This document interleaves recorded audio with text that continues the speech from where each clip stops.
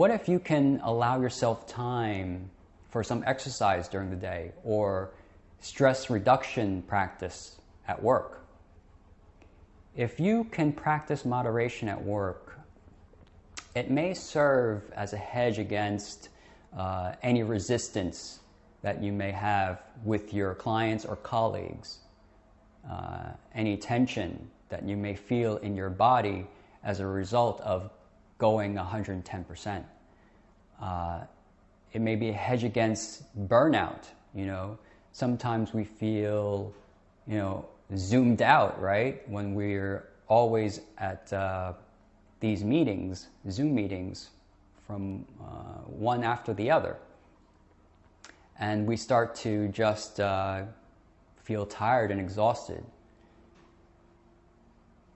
So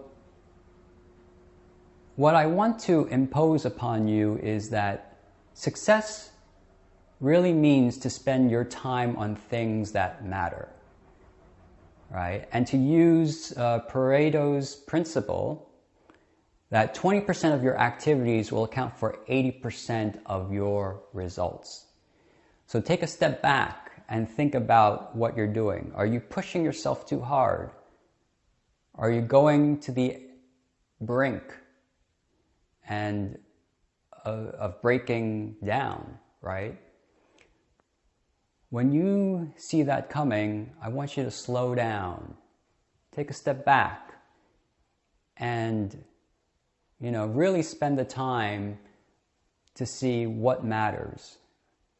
What can you do with the least amount of effort that will give you the greatest amount of result?